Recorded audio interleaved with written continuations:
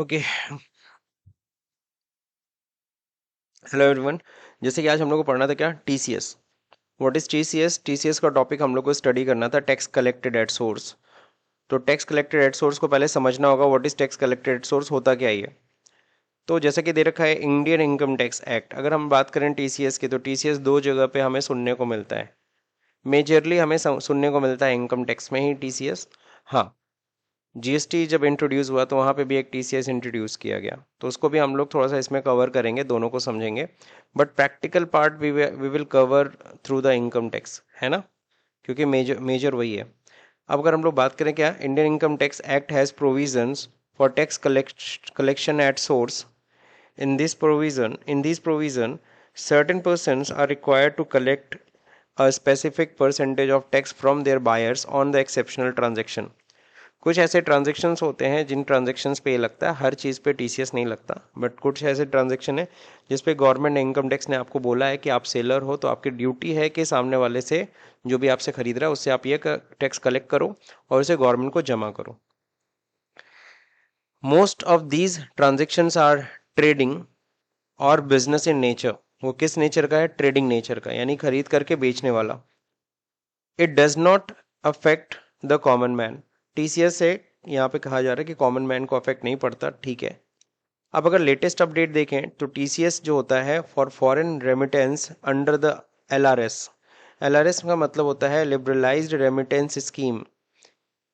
Foreign remittance मतलब विदेश में जब पैसा आप भेजते हो, है ना, मंगाने की बात नहीं हो रहा, यहाँ पे भेजने की बात हो रही है ना। जब फॉरेन में आप अपना पैसा भेजते हो तब की बात कर रहे हो। पहले कितना था इस पे टीसीएस का रेट? 5%। इसको बढ़ा के कितना किया गया? 20% इन बजट सेशन 2023 में, ये अपडेट्स हुआ है। यानी पहले टीसीएस कितना था? 5%। इसको बढ़ा के कितना किया गया? 20%।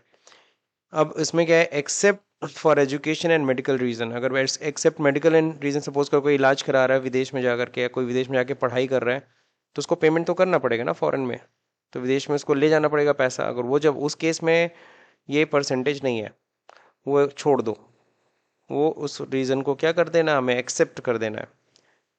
This will be extended to the international travel. ये कहाँ पे लागू होता है? जहाँ पे इंटरनेशनल ट्रेवल कर रहे हो तुम, उसके लिए तुम पैसा भेज रहे हो, sending money abroad and other remittances, है ना। जैसे कि फॉर एग्जांपल यहाँ पे लोग कमा रहे हैं, फॉरेन का कोई बंदा यहाँ पे आया, कमा रहा है, कमा करके अपने घर भेज रहा है ना। This new rule will take in force from 1 July 2023। तो ये समझ गए कि नहीं? 5% बढ़ा के उसे कितना किया गया? 23%, sorry 20%। What is tax collected at source? Tax collected at source पहले समझ लेते हैं, what is tax collected at source, होता क्या है। तो it is the tax collected by the seller. ये किसकी रिस्पॉन्सिबिलिटी दी गई है कलेक्ट करने की? सेलर की।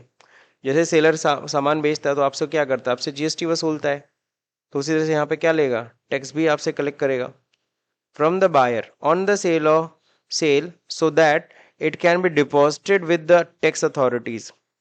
कलेक्ट करेगा और टैक्स अथॉरिटीज को डिपॉजिट कर देगा। इसके लिए जो इनकम टैक्स में सेक्शन बनाया गया है वो 206 के सी सेक्शन है ना। तो 206 सी में इनकम टैक्स में बेसिकली बताया गया है टीसीएस के बारे में, और यही सेक्शन गवर्न करता है आपका टैक्स कलेक्टेड एट सोर्स को, है ना। Such person must have the tax collected account number to be able to collect tax. अगर मान लो मेरी रिस्पॉन्सिबिलिटी है टैक्स कलेक्ट करने की, तो मुझे भी क्या चाहिए होगा? टैन नंबर चाहिए होगा। क्या चाहिए होगा? Tan number. अब वो टैन नंबर तो आपने ऑलरेडी पढ़ा हुआ है, टीडीएस में भी था ना टैन नंबर। वहां क्या बोलते थे? Tax deduction and collection account number. बात समझे कि नहीं समझे? टीडी एग्जैक्टली टैन का फुल फॉर्म क्या है? यहाँ लिखा है tax collection account number, but exactly tan का फुल फॉर्म क्या आता है? Tax deduction and collection account number. ये है टीडीएस का, सॉरी टैन नंबर का फुल फॉर्म। कई लोग इसको शॉर्ट में बोलते हैं टैक्स असेसमेंट नंबर, तो कई लोग टैक्स असेसमेंट नंबर के नाम से भी बोलते हैं, वो भी ठीक है। बात समझे कि नहीं समझे? सीधे टैन का फुल फॉर्म, यानी कि अगर हमने टैन नंबर ले लिया ना, तो I can deduct TDS also, I can collect TCS also. बात समझे कि नहीं समझे? अब ऐसा मत सोचना कि टीसीएस के लिए अलग से टैन नंबर, उसके लिए अलग नहीं, एक ही टैन नंबर है, उसी पे आप टीसीएस भी कलेक्ट कर सकते हो, उसी पे आप टीडीएस भी डिडक्ट कर सकते हो। टीडीएस के साथ डिडक्शन शब्द का प्रयोग करते हैं और टीसीएस के साथ कलेक्शन शब्द का प्रयोग करते हैं, बस ये फर्क है ना। टीडीएस कौन काटता है? पेमेंट करने वाला। टीसीएस कौन कलेक्ट करता है? सेलर। अब देखो एग्जांपल यहाँ दे रखा है, if a box of chocolate cost of ₹100, the buyer pay ₹20, which is the tax collected at the point of sale. The funds are then transferred to a certain approved branch of the bank. और you आप या फिर बोल सकते हो किसको जमा किया जाएगा? अथॉरिटीज को, to accept the payment. The seller is only responsible to collecting the tax from the customer and is not liable to paying it himself or herself. नहीं समझे? यहाँ पे सेलर की रिस्पॉन्सिबिलिटी है कि वो टैक्स कलेक्शन का पैसा सामने वाले ने बायर से कलेक्ट करे और उसे जमा करे. ये नहीं कि अपनी जेब से नहीं देना है. आपको टीसीएस का पैसा अपने जेब से नहीं देना. सेलर कहाँ से देगा? बायर से ले करके, बायर से कलेक्ट करके देना है उसे. The tax is intended to be collected while selling item. जब भी आप, जब कब आखिर में कलेक्ट करना है? जब सामान बिक रहा हो, जब बेच रहे हो तब उस टाइम पे. या कंडक्टिंग अ ट्रांजेक्शन, या ट्रांजेक्शन जब हो रहा हो. Receiving the payment from cash, in cash from the buyer, or issuing a cheque or draft, whichever method is paid first. जिसमें भी आपको पहले पैसा मिल जाए, किसी भी. तो जहाँ पे ये पहले पैसा मिलेगा आपको तुरंत क्या करना है? सामने वाले से टैक्स कलेक्ट करना है, उसे गवर्नमेंट को जमा करना है. बाकी ये तो क्लियर हो गया. 206C में सेक्शन में बेसिकली किसको डिफाइन किया गया? आपका टीसीएस को. हाँ, इनकम टैक्स एक्ट के 206C में डिफाइन किया गया. इनकम टैक्स एक्ट भी हम लोग को स्टडी करना है. Now next, who can collect TCS? ये तो क्लियर हो गया, सेलर. अब there are specific goods on which TCS is collected. पहला नंबर क्लियर है. कुछ स्पेसिफिक गुड्स हैं जहां पे टीसीएस कलेक्ट किया जाता है. On which the seller will collect tax from the buyer in addition to the value of goods and services. तो सेलर की रिस्पॉन्सिबिलिटी, जो वैल्यू ऑफ गुड्स है वो तो लेगा ही लेगा, उसके ऊपर टीसीएस भी कलेक्ट करेगा. Buyer is the person who obtain the specific goods in any sale or rights to receive the goods by tender or auction. वो तो क्लियर है भाई कि बायर वो बंदा है जो बेसिकली वो गुड्स को क्या कर रहा है? खरीद रहा है. Now when should TCS be collected? कब आखिर में टीसीएस कलेक्ट करना होगा? The seller must collect TCS at the earlier of the following 2 dates. इन दोनों में से जो भी हो. When debiting the amount, sorry, money payable by the buyer to their accounts in the books of accounts. है ना? तो कहने का मतलब है जिस दिन तुमने अपने बुक्स में क्या किया? एंट्री किया, या फिर upon receipt of such money from the buyer in any mode such as cheque से या ड्राफ्ट से. अपने बुक्स में जिस दिन तुमने एंट्री की रिसिप्ट चढ़ाया, या जिस दिन तुम्हारे खाते में पैसा आया, विच एवर इज अर्लियर, जो दोनों में से पहले हो जाए. बात समझे? तो उसी दिन तुमको टीसीएस भी कलेक्ट करना है. In the case of motor vehicle sale, अगर कोई मोटर व्हीकल सेल कर रहा है, the TCS is collected upon receipt of money consideration for the motor vehicle from the buyer. Motor vehicle के केस में साफ साफ कहा गया है कि मोटर व्हीकल के केस में ये डेट और अर्लियर मत करना. जिस दिन हमें गाड़ी का पैसा मिलेगा, जिस हम बेच रहे हैं, पैसा जिस दिन मिल रहा है, उसी दिन हमें उससे टीसीएस कलेक्ट करना है. गाड़ी हमने दे दी, आप चला रहे हो. अब आपको पता है ना, ईएमआई सिस्टम भी होता है. धीरे धीरे आप पे करते हो. क्या करते हो? धीरे धीरे भी आप पे करते हो, तो उसके साथ आप ले लेना. TCS rate for specific goods. तो यही बेसिकली हमें समझना है किन किन चीज़ों के ऊपर टीसीएस लगता है. तो ये देखो, टाइप ऑफ गुड्स ट्रांजैक्शन दे रखा, लिख कर alcoholic nature, made for consumption for human. कितना परसेंट टीसीएस है? 1%. यानी वाइन, शराब के ऊपर कितना लगता है? 1% टीसीएस है. कौन कलेक्ट करेगा? सेलर. ठीक है. Timber would under a forest leased, है ना? फॉरेस्ट की जमीन तुमने लीज पर ले ली, वहां पे बहुत सारे पेड़, उनको कटाई तुमको करना है. तुम अपना काट करके उसे बेच रहे हो, जो भी कर रहे हो, तो जाहिर सी बात है तुमको कितना परसेंट देना पड़ेगा? तुम ना लिए वो जगह, तुम ना काट रहे हो, तो जाहिर सी बात है तुमको क्या करना होगा? 2.5% टीसीएस भी देना पड़ेगा. ज्यादातर टिम्बर वुड फॉरेस्ट लीज ये सब किसके, जंगल उंगल किसकी होती है? गवर्नमेंट के अधिकार में रहती है. तो वो आपको देती है कि ठीक है भाई, काटिए, इतने एरिया का पेड़ आप काट सकते हैं, आप ले जाइए लीज पे. तो वो आपसे वसूलेगा ना. तो कौन वसूल रहा है? सेलर. सेलर कौन है यहाँ पे? गवर्नमेंट. उसने लीज पे आपको जगह दे दी, ठीक है, 1 साल तक आपका है, आप 1 साल तक जितना काट सके काटिएगा अपना, जो भी है. नेक्स्ट क्या है? टेंडू लीव्स हो गया, 5% लगता है. टेंडू लीव मतलब बीड़ी का पत्ता.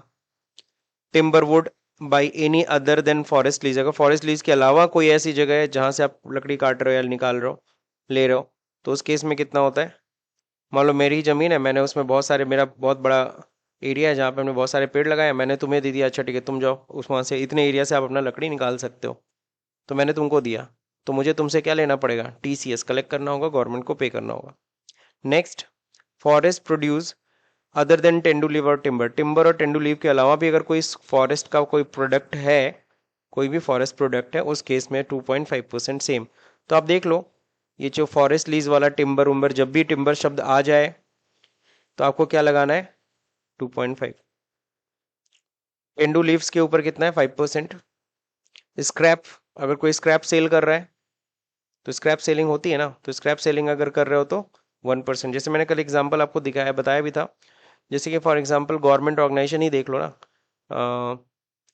बहुत सारी ऐसी गाड़ियाँ होती है ना, पुलिस वाले जब्त करते हैं, फिर एक समय के बाद उसको क्या करते हैं, स्क्रैप में बेच देते हैं।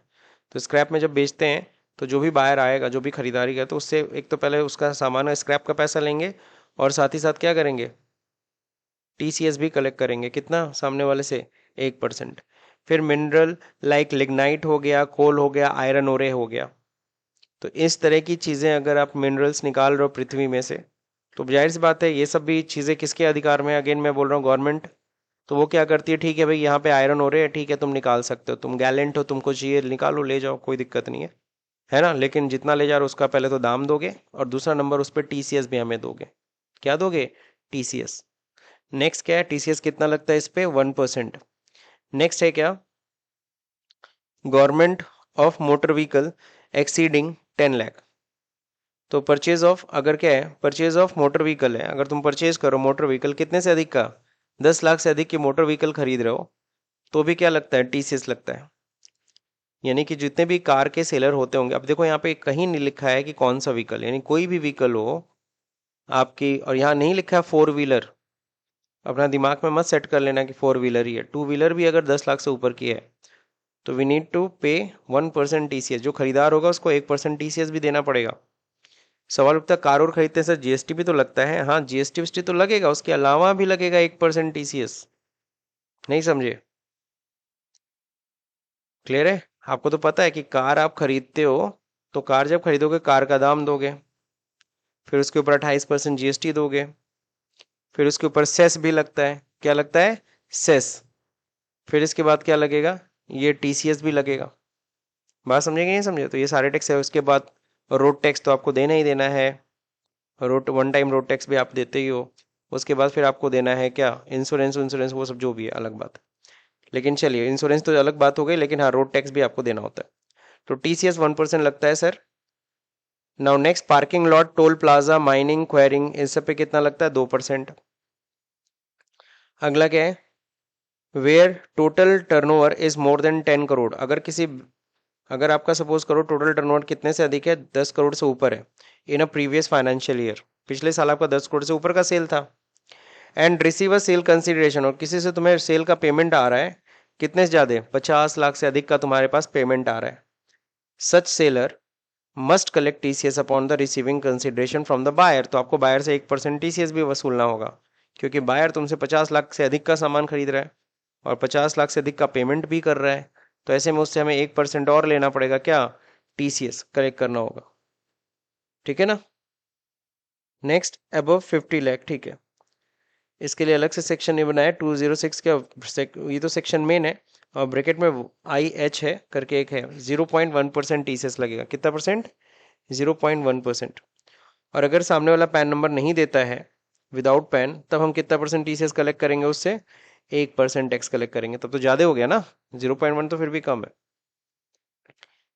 ओके, तो ये तो हो गया कुछ स्पेसिफाइड गुड्स जिनके ऊपर क्या लगता है, टीसीएस लगता है, समझ रहे। और टीसीएस कलेक्ट कौन करेगा, ये भी आपके दिमाग में क्लियर हो गया, seller.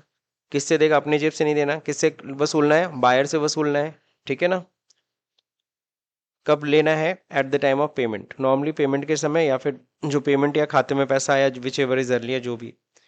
Now next, when will the higher TCS rate apply, higher tax जो टीसीएस रेट भी यहाँ पे अप्लीकेबल है, यहाँ बताया गया है, गवर्नमेंट ने बोला है, note that as per section 206 CCA, tax at higher rate other than rate in the above table, जो ऊपर टेबल का रेट है ना, वो रेट नहीं लगेगा, बल्कि आपके ऊपर हायर रेट से टीसीएस वसूला जाएगा, किस केस में, will be collected from the buyer if such buyer has not filed ITR. अगर मेरे से बायर जो आ रहा है खरीदारी करने, वो अपना ITR नहीं फाइल करता for the last 2 financial year, पिछले 2 फाइनेंशियल ईयर से अपना वो ITR नहीं फाइल करता है before the relevant financial year in which TCS had to be collected, पिछले 2 सालों में उससे TCS कलेक्ट किया है, लेकिन उसने पिछले 2 साल से ITR उसने आज तक नहीं फाइल किया। बात समझे? तो अब अगर इस साल भी अगर वो हमसे बाई करेगा तो हम उससे TCS नॉर्मल रेट से नहीं काटेंगे, हायर रेट से काटेंगे। या फिर time limit of ITR has been expired, ITR का टाइम लिमिट एक्सपायर हो गया और आपने अभी तक ITR नहीं फाइल किया।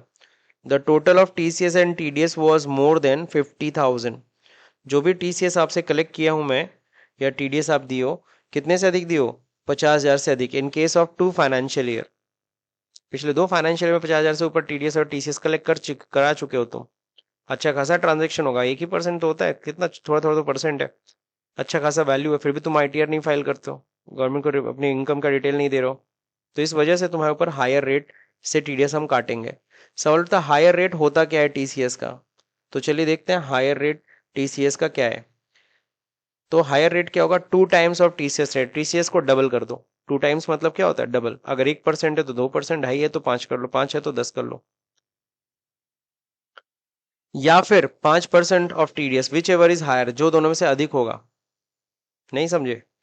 मान लो तुम्हारा नॉर्मल TCS टेंडू लीव पे कितना लगता है? 5% ना TCS, है ना? उसका डबल करोगे तो कितना आएगा? और 5% विच एवर इज हायर, तो कितना चार्ज होगा? 10%। अब 1% का डबल कितना होता है? मान लो टिम्बर खरीद रहे हो, या सॉरी टिम्बर कह रहा हूँ, मान लो टोल प्लाजा वाला बात है, तो वहां पे यार कार ही बेच रहे हो, तो हम तुमसे वसूलेंगे कितना परसेंट? 10 लाख से ज्यादा का तुम कार हमसे खरीद रहे हो, तो हम तुमसे 1% TCS लेंगे। अब पिछले 2 साल से वही सारा हिसाब किताब है, तुमसे हायर रेट चार्ज करना, तो एक का डबल करोगे तो कितना आएगा? 2% या 5%, विच एवर इज हायर, तो हम कितना कलेक्ट करेंगे अब तुमसे? 5%। क्लियर है? टैक्स रेट का डबल या फिर 5%, विच एवर लिखा है ना, highest of the following 2 rates, जो इन दोनों में से अधिक होगा। In special cases given under 206C IG, 5% TCS apply where the authorized dealer arrange remittance out of India 7 lakh or more in the financial year from a buyer to the foreign currency remitted under the LRS। LRS मतलब liberalized remittance scheme। remittance मतलब transfer करना, fund को क्या करना? Transfer करना। Not being the overseas tour program package, if Aadhaar or PAN is unavailable, then the TCS is 10%. Such TCS is collected while the debiting the buyer's account or on the receipt of money।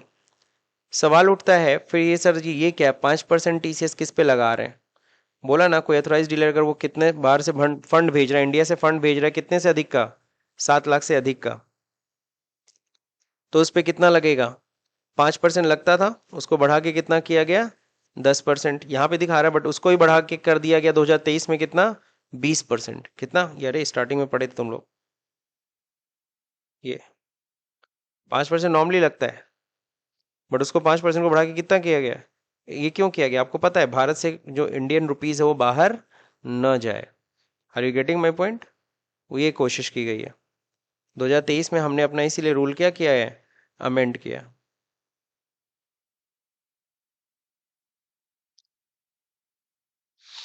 अगला, classification of seller for TCS। कौन seller होते हैं sir? Seller की responsibility है ना TCS collect करने की, तो कौन कौन सेलर है? देखो यहाँ पे बताया है, सेंट्रल गवर्नमेंट हो सकती है सेलर, उसकी जिम्मेदारी है TCS कलेक्ट करने की। और क्या? स्टेट गवर्नमेंट हो सकता है सेलर, लोकल अथॉरिटी हो सकती है सेलर, स्टैट्यूटरी कॉरपोरेशन और अथॉरिटीज। स्टैट्यूटरी मतलब मैंने बता दी ना, कोई भी अथॉरिटीज लाइक आपका पुलिस डिपार्टमेंट है, ये सब स्टैट्यूटरी संवैधानिक जो भी संस्थाएं हैं उनकी बात हो रही है। फिर क्या है? Company registered in company act 2000, जो भी 13 है ना इस समय, या फिर प्रीवियस एक्ट में जो भी करेक्ट रजिस्टर्ड होंगे, यानी जो भी कंपनी है लिमिटेड, जिसके नाम लास्ट में क्या लगता है? लिमिटेड शब्द। ये लोग भी जब सामान बेचेंगे, गुड्स बेचेंगे, इस तरह की चीजें जो भी ऊपर स्पेसिफाइड है, तो वो भी TCS कलेक्ट करेंगे। पार्टनरशिप फर्म, कोऑपरेटिव सोसाइटी, कोई भी पर्सन या HUF जिसका अकाउंट्स क्या हो रहा हो? ऑडिट हो रहा हो अंडर इनकम टैक्स एक्ट। इन सब ये सब सेलर हो सकते हैं। इन सब की रिस्पॉन्सिबिलिटी है कि टीसीएस कलेक्ट करके गवर्नमेंट को जमा कराएं। अगर वो इस तरह का ट्रेडिंग कर रहे हैं तो, ऊपर दी गई स्पेसिफाइड गुड्स की ट्रेड कर रहे हैं तो। Classification of buyer of TCS, ध्यान रहे टीसीएस की बात करें तो टीसीएस बायर अब कौन हो सकता है? पब्लिक सेक्टर कंपनीज खरीद सकती हैं ये सब चीजें। जाहिर सी बात है, कोयला वोयला ये सब इतनी बड़ी बड़ी चीजें तो कौन खरीदेगा, ये सब नए हैं। पब्लिक सेक्टर कंपनीज हो गई, सेंट्रल गवर्नमेंट भी खरीदार कई बार होती है, कई बार आपसे वो चीजें लेती हैं। State government, embassy of high commission, consulate and other trade representative of foreign nation, club such as sports club and social clubs, ये सब आपसे ले रहे हो। यानी ये सब अगर बायर हैं, where the resident buyer utilise such purchase for the purpose of manufacturing. अच्छा सॉरी, मैंने पढ़ दिया, सॉरी। यहाँ पे ये चीज है कि buyer is the person who buy the goods, जो खरीद रहा है उससे हम टैक्स कलेक्ट करेंगे। ये जो बायर्स लिखे हुए ना, इन लोग के नाम, इन लोगों से हम टीसीएस नहीं वसूल सकते, सॉरी। तो लिखा है in other words TCS need not to be collect from the following person, इनसे हम टीसीएस वसूल नहीं कर सकते, सॉरी। अगर मान लो मैं इनको बेच रहा हूँ पब्लिक सेक्टर कंपनीज को, मैं इनसे नहीं वसूल सकता हूँ। पब्लिक सेक्टर यूनिट्स होते हैं ना, पीएसयू बोलते हैं शॉर्ट में इसको। सेंट्रल गवर्नमेंट को अगर मैं बेच रहा हूँ, इनसे टीसीएस नहीं ले सकता, स्टेट गवर्नमेंट से टीसीएस नहीं ले सकता, एम्बेसी ऑफ हाई कमीशन से नहीं ले सकता। अरे जो विदेशी राजदूत होते हैं, एम्बेसीज, अगर उनको मैं इस तरह की कोई भी चीज़ दे रहा हूँ, उनको वो मान लो आ गया वो कार खरीदने के लिए 10 लाख से ऊपर वाली, अब उससे टीसीएस वसूल हो गए भैया, वो विदेशी मेहमान है, उससे हम नहीं ले सकते। कोई भी राजदूत से हम कोई टैक्स नहीं लेते हैं, ये पता है ना। अरे भाई हम उनके उनको छोड़ेंगे तब ना वो हमारे अपनी कंट्री में हमारे राजदूतों के ऊपर छूट रखेंगे, समझ रहे कि नहीं समझ रहे? तो हमारे यहाँ मेहमान जैसे होते हैं। अब मेहमान से कोई टैक्स लेता है क्या? नहीं, कोई टैक्स नहीं लेंगे, जीएसटी वीएसटी भी छोड़ देते हैं। आगे देखिए, consulate other trade representation of foreign nation, अगर किसी फॉरेन नेशन के क्या कंसुलेट है या कोई ऑफिसर ट्रेड रिप्रेजेंटेटिव हैं ये लोग। अब फिर अगला क्या, club such as sports club, social club, ये लोग अगर हमसे इस तरह की कोई भी चीज़ लेते हैं तो उनसे भी हम क्या नहीं लेंगे, उनसे भी हम टीसीएस वसूल नहीं कर सकते हैं। वेयर रेजिडेंट बायर, अब जैसे कोई स्पोर्ट्स क्लब है वो बस खरीद रही है अपने खिलाड़ियों को इधर से उधर ले जाने के लिए, तो उनसे हम टीसीएस नहीं खरीदेंगे लेंगे। Are you getting my point? अगला क्या है, where resident and buyer utilise such purchase for manufacturing purpose, तुम हमसे करे, तुम मान लो डीलर ही हो तुम, लेकिन तुम क्या मैन्युफैक्चरर डीलर हो, तुम वो हमसे ले करके, तुम सपोज मेरे से टेंडू लीव खरीद रहे हो, और टेंडू लीव खरीद करके तुम क्या करोगे, उससे तुम मैन्युफैक्चरिंग करने वाले हो, तो हम मैं भी आपसे भी टीसीएस में वसूल नहीं कर सकता।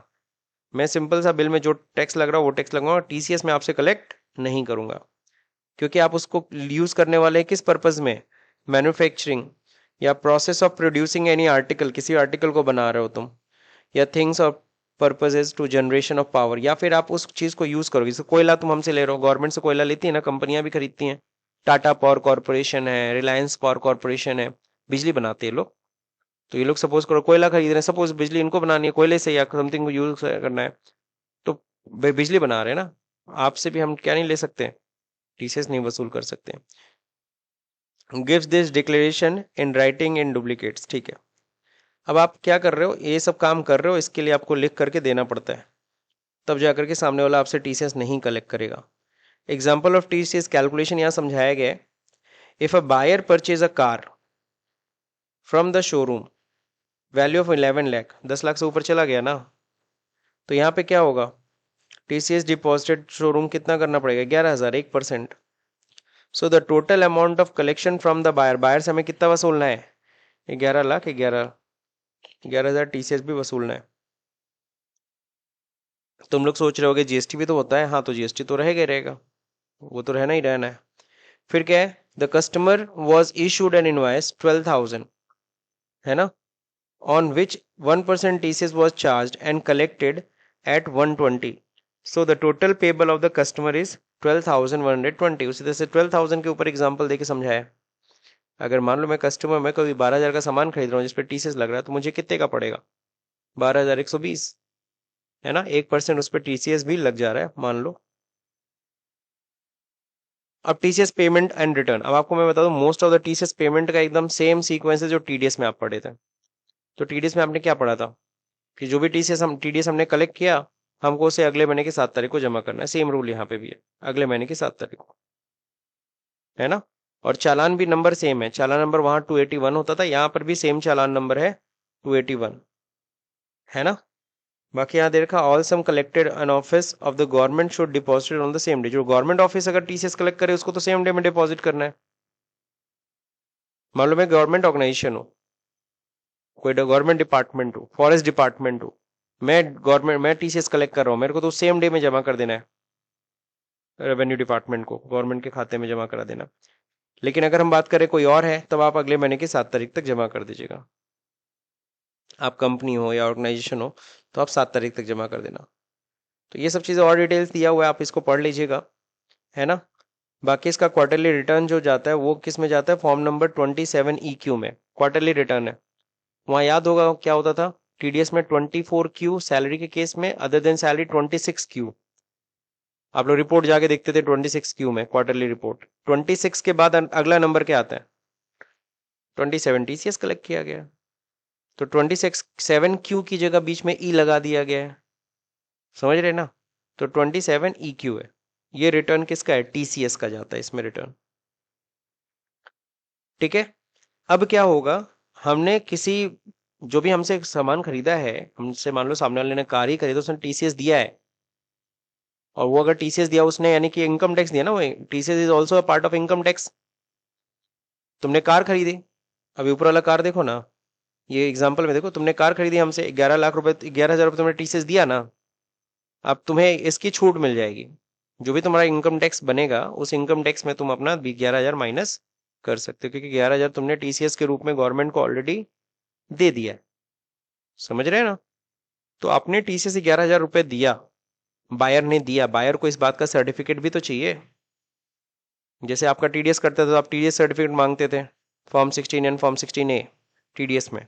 यहाँ पे भी आपको सर्टिफिकेट दिया जाएगा, वो सर्टिफिकेट मिलेगा आपको फॉर्म 27D में सर्टिफिकेट दिया जाता है। लेकिन कब दिया जाता है, जब क्वार्टरली रिटर्न फाइल हो जाता है उसके बाद ही, उसमें आपकी ये सारी डिटेल्स रहती है। This certificate has to be issued within 15 days from the, जैसे रिटर्न फाइल होगा उसके बाद 15 दिन के अंदर अंदर आपको ये सर्टिफिकेट दे दिया जाएगा। अब देखिए यहाँ पे दे रखा है रिटर्न कब कब फाइल होता है, first quarter April to June खत्म हो रहा है तो 15 जुलाई को क्या करना है, सबमिट कर देना है। 30 सितंबर, 15 अक्टूबर, यानी जो जो क्वार्टर है क्वार्टरली होगा अगले महीने की 15 तारीख को। Date of generation of form 27D कब तक देना होगा, 15 जुलाई तक हो गया रिटर्न, तो आपको 30 जुलाई तक आप ये सर्टिफिकेट डाउनलोड करके आप कस्टमर को दे सकते हो। टीसीएस एग्जामेशन किसको, वो तो क्लियर ही हो गया, पर्सनल कंजम्पशन के लिए सामान खरीद रहे हो, मैन्युफैक्चरिंग के लिए सामान खरीद रहे हो तो आपको टीसीएस नहीं देना है। सामने वाला काटेगा तो बोल देना भैया हम तो मैन्युफैक्चरर हैं, हमसे क्यों टीसीएस कलेक्ट कर रहे हो, या हम पर्सनल कंजम्पशन के लिए ले जा रहे हैं, हमसे क्यों टीसीएस कलेक्ट कर रहे हो। TCS provision under the GST. अब जीएसटी वाला पॉइंट, अभी तो इनकम टैक्स पढ़ रहे थे, इनकम टैक्स में फिर भी ब्रॉड है टीसीएस, और जीएसटी में तो बहुत छोटा सा पॉइंट है। ये क्या है कि आपको पता है, एक होता है ई कॉमर्स ऑपरेटर। तो ई कॉमर्स अगर ऑपरेटर है, जिस लाइक अमेजन है, फ्लिपकार्ट है, ये लाखों डीलर का सामान बेचते हैं, बहुत सारे डीलर्स उनसे कनेक्टेड हैं, है ना। आप जब सामान खरीदते होगे तो देखते होगे सेम सामान ना अलग अलग 2-3 रुपया के अंतर पे भी बिकता है, 50 रुपये 100 रुपये के अंतर पे बिकता है सेम प्रोडक्ट। क्यों, क्योंकि उसे वो प्रोडक्ट एग्जैक्टली अमेजन नहीं, अलग अलग डीलर्स दे रहे हैं, तो किसी डीलर ने अपनी प्राइस थोड़ी कम कर रखी है, इसीलिए कम किया ताकि मेरी तरफ थोड़ा जल्दी अट्रैक्ट हो जाए customer.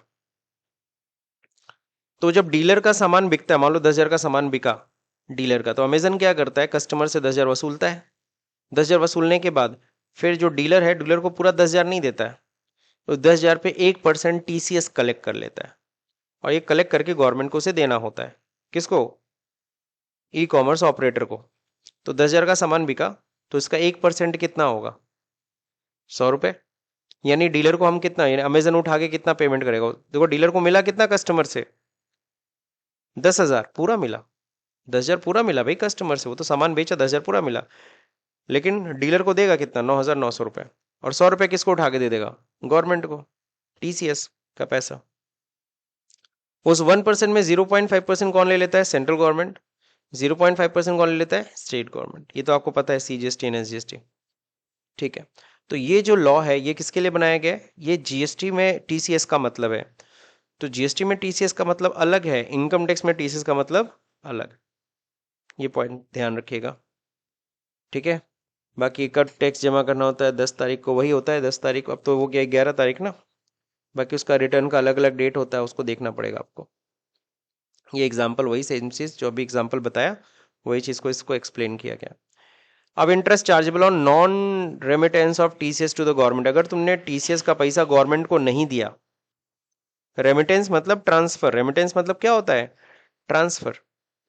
If a TCS tax collector fails to collect the tax from on or negligence to remit the it to the government within the specified due date, seller ने निग्लेक्ट कर दिया, TCS कलेक्ट ही करना भूल गया, या भूला या फिर ले लिया लेकिन उसको गवर्नमेंट को जमा करना भूल गया, वट एवर दैट, इन दोनों में से कोई भी परेशानी हो, they will subjected to an interest charge 1% per month or part of the month. Part of the month जहां भी लिख जाए समझ जाना, अगर अगले महीने एक दिन भी घुस गया तो पूरे महीने का ब्याज देना पड़ेगा। नहीं समझे? मान लो तुमने ट्रांजैक्शन किया था जनवरी में, आपको फरवरी में जमा करना था, 7 फरवरी को, नहीं जमा किया, मार्च में 1 मार्च को जाके जमा करो तो 2 महीने का इंटरेस्ट लगेगा, फरवरी का भी और मार्च का भी। अगला देखिए यहाँ पे, penalty for incorrect filing of the TCS return. अगर आपने इनकरेक्ट रिटर्न फाइल किया, गलत रिटर्न फाइल किया अकॉर्डिंग टू 271H, अब पेनाल्टी, आपको ये सेक्शन ऑप्शन से कोई खास मतलब नहीं है, बस एक सेक्शन दिमाग में रखे रहना, 206C। 206C क्यों दिमाग में रखे रहना? क्योंकि वो क्या है, वो TCS का सेक्शन है। ठीक है ना? A penalty may be imposed if the tax collector submit an erroneous TCS return, गलत TCS रिटर्न फाइल करोगे। और मिनिमम पेनाल्टी 10,000 से लेकर के मैक्सिमम कितने तक जा सकती है? 1 लाख रुपए तक। तो this is only the penalty, this is up to this. तो ये लगभग हम लोगों ने कंप्लीट थियरी नॉलेज ले लिया, सब्जेक्टिव नॉलेज ले लिया, किसका? TCS का। अब हमें सीखना है क्या, इसको हम टैली पे कैसे करते हैं। ठीक, तो टैली पे हम लोग करना है, इसको पहले सीखेंगे। तो इसके लिए करना क्या है,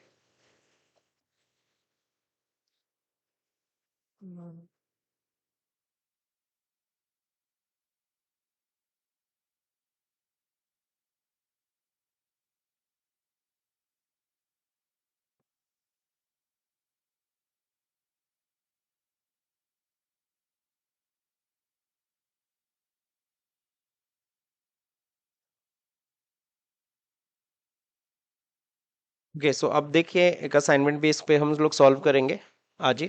तो इसमें देखो, देख रखा है create a company in new era timber, तो एक कंपनी बना लेते हैं, स्टार्ट करते हैं टैली।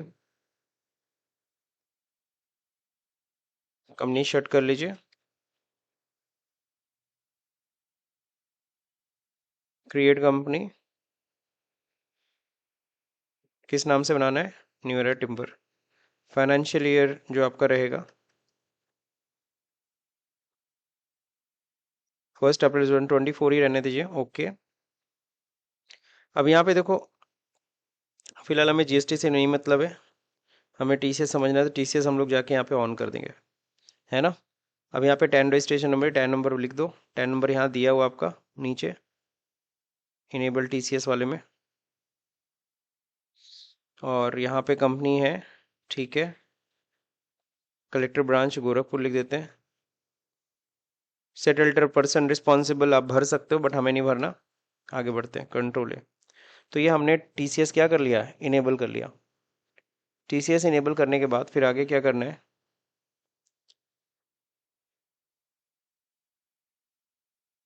हम लोग को 1 मई को परचेज करना है, ठीक है ना? तो 1 मई को हम लोग परचेज करने जा रहे हैं।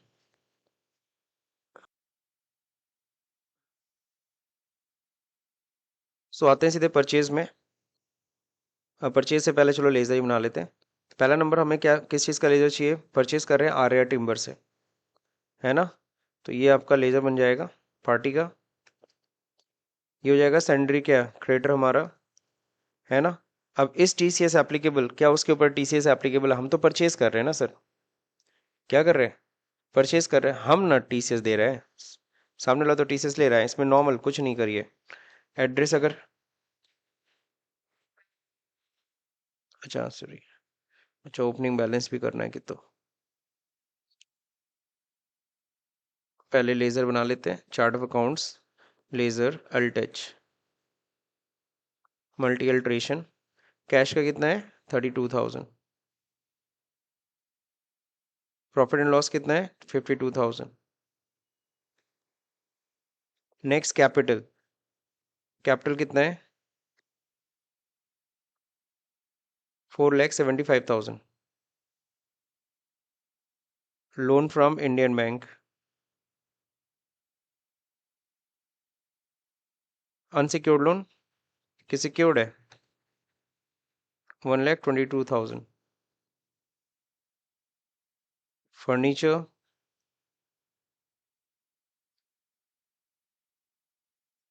Fixed assets 3,26,000। HDFC bank,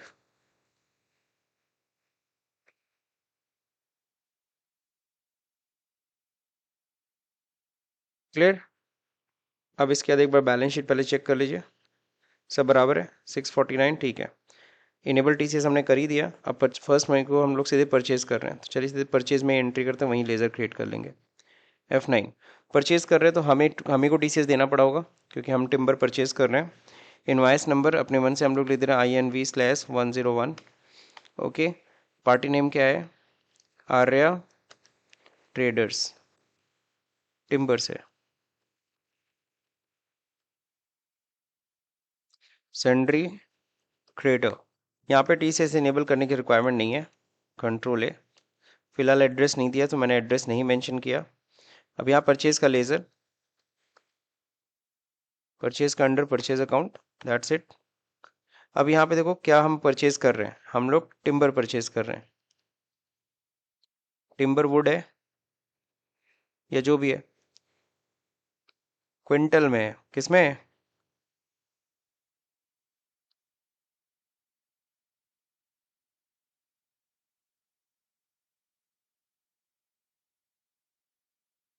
timber ही नाम से प्रोडक्ट था ना हमारा, टिम्बर वुड।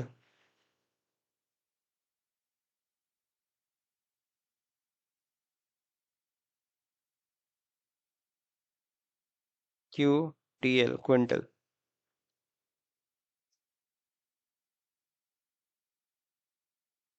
क्विंटल की स्पेलिंग ये होती है, चलो जो भी होता हो। Decimal portion 2, how much quantity? 200, rate 2,200। 4,40,000 का प्रोडक्ट हम लोग परचेज कर रहे हैं। अब इस पे लगेगा टीसीएस, क्या लगेगा? तो अल्ट सी करके लेजर बनाइए।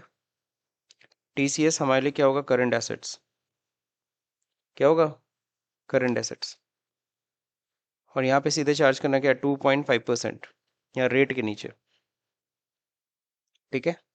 मतलब यहाँ पे कोई टीसीएस इनेबल यहाँ पे नहीं होना है।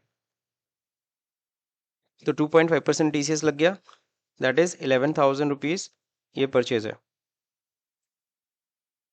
डेट क्या है आपका? 1 मई, बीइंग गुड्स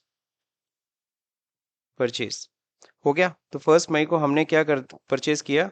हमने अपना गुड्स परचेज कर लिया। मेन हमारा गुड्स क्या था? आ रहा, यानी दैट मीन्स टिम्बर वुड था, हमने परचेज कर लिया। तो ये परचेज हो गया। अब अगर देखोगे रिपोर्ट में, तो यहाँ देखो हम लोग का क्या दिख रहा है, यहाँ टीसीएस दिखा रहा है हमारे एसेट साइड में, क्योंकि हमें इसकी आईटीसी में, मतलब सॉरी आईटीसी नहीं, हमें क्रेडिट मिल जाएगी। जो टोटल टैक्स लाइबिलिटी आएगी उसमें से हमारा ये माइनस हो जाएगा, तो यहाँ पे दिखना चाहिए।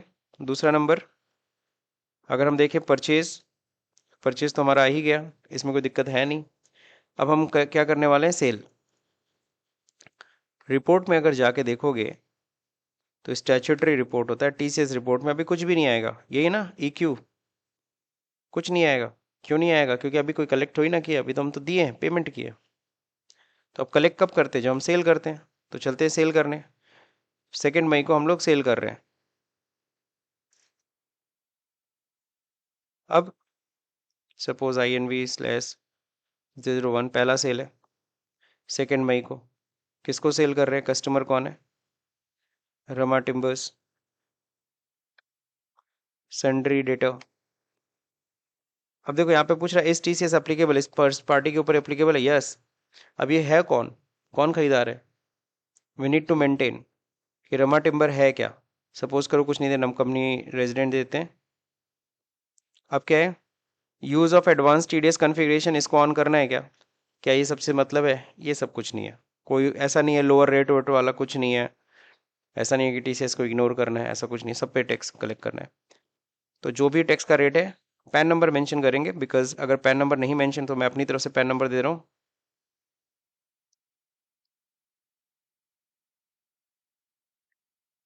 ओके, तो पैन नंबर डाल दीजिएगा, वरना जो टीसीएस का रेट है वो 10% हायर रेट से कटेगा।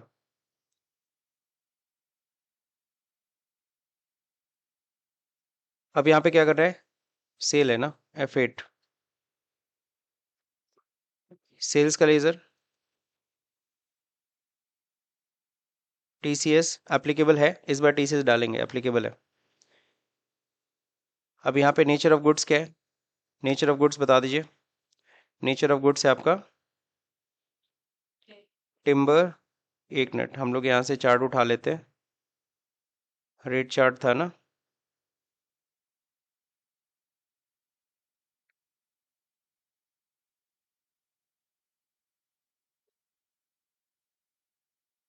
अरे ये ले लो, ये तो किसका है, गवर्नमेंट वाला है, इसीलिए गवर्नमेंट वाला नहीं उठा रहे हैं, ठीक है ना। हम लोग गवर्नमेंट में नहीं ना है, हम लोग तो खरीद के फिर बेच दे रहे हैं। तो यहाँ पे हम लोग चार्ज करेंगे इसके ऊपर। सेक्शन कौन सा है, सेक्शन मेंशन है 206 है ना, सी है। चलो ठीक है। अगला क्या, पेमेंट कोड, कुछ नहीं, पेमेंट यहाँ पे विद पैन नंबर कितना लगेगा, 2.5%, सब पे 2.5%। विदाउट पैन होता तो कितना चार्ज होता है, सपोज 10%, 5 है। अगला क्या है, tax calculation based on the realisation, ऐसा कुछ नहीं है। थ्रेशोल्ड लिमिट क्या है, कोई लिमिट होती है क्या इसमें, कोई लिमिट नहीं होती है। नेक्स्ट, टिम्बर वुड कितना है हमारे पास, क्वांटिटी तो आपको दिख ही रहा है 200 क्विंटल, उसमें से हम लोग कितना सेल कर रहे हैं अकॉर्डिंग टू द क्वेश्चन, 150।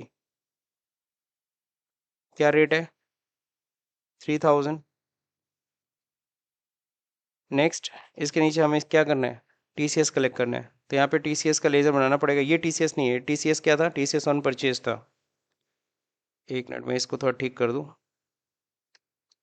वो जब लेजर बनाइएगा तो टीसीएस क्या कर लीजिएगा, टीसीएस ऑन परचेज बना लीजिएगा, वो करंट एसेट है। यहाँ पे क्या बनेगा, टीसीएस सिर्फ नाम से, it's a duties and taxes, है ना। अब यहाँ क्या आएगा, टीसीएस क्या आएगा, टिम्बर, यही है ना नेचर।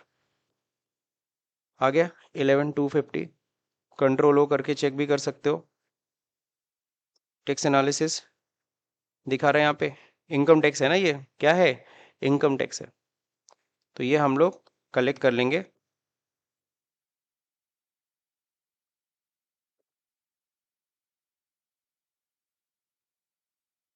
अभी यहाँ पे क्या करना है, हमें रिपोर्ट चेक करना है। तो पीएल तो चेक हो ही जाएगा, इसमें तो कोई दिक्कत है नहीं। फिर नेक्स्ट बैलेंस शीट में देखो, यहाँ पे ड्यूटीज एंड टैक्सेस में आएगा हमें कितना टैक्स देना है। ये ध्यान रहे, ये परचेज पे, ये क्या है, ये सेल पे। ये मत सोचना कि इसमें से ये माइनस होने वाला है, ऐसा कुछ नहीं होता। क्योंकि ये तो हम किससे कलेक्ट करके दे रहे हैं, बायर से, जैसे लिया वैसे उठा के दे देना है पूरा गवर्नमेंट को। और ये जो 11,000 है, इसका क्या होगा, जो हमारा इनकम टैक्स बनेगा उसमें से वो माइनस होगा। क्लियर।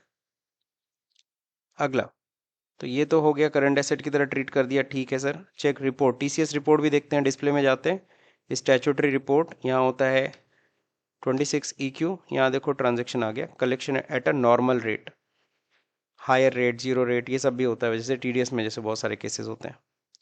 बट नॉर्मल केस आप बस देखिए। और क्या है, 1 जून को कह रहा है pay TCS to the government, government को टीसीएस पे करना है। तो आपको पता है कब पे करना होता है, अगले महीने की 7 तारीख तक।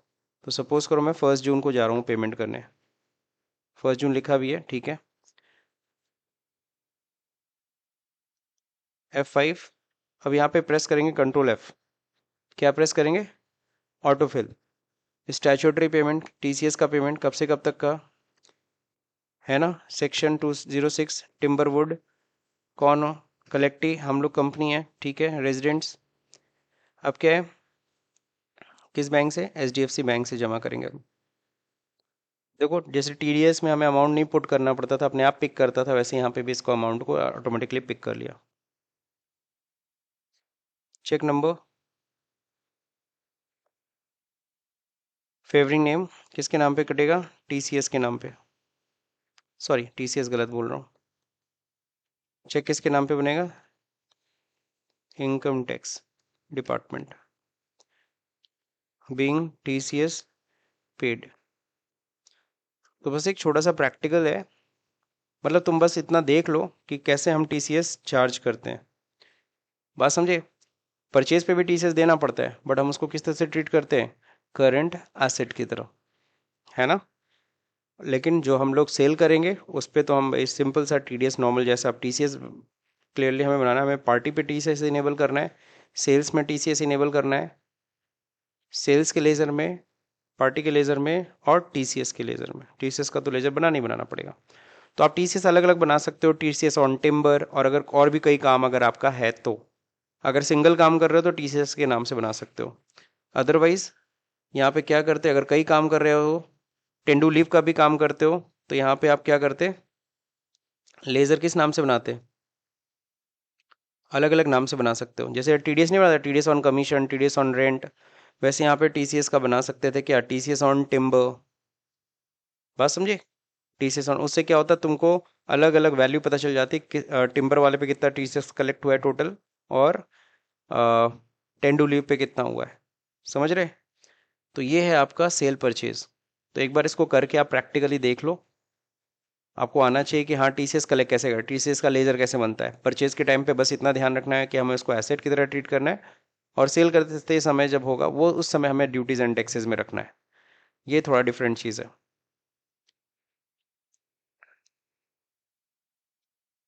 सो आज के लिए इतना ही, आई थिंक इतना TCS के लिए काफ़ी है। तो थियरी है, ये पूरा नोट्स ऑलरेडी है ही आपके पास, इसको आप फॉलो कर सकते हो। अब एक अपने प्रैक्टिकल के लिए छोटा सा practical, not more than that, इससे ज़्यादा TCS में पढ़ने लायक कुछ है नहीं। ठीक है, इतना काफ़ी है, इतनी नॉलेज आपको होनी चाहिए TCS की। ठीक।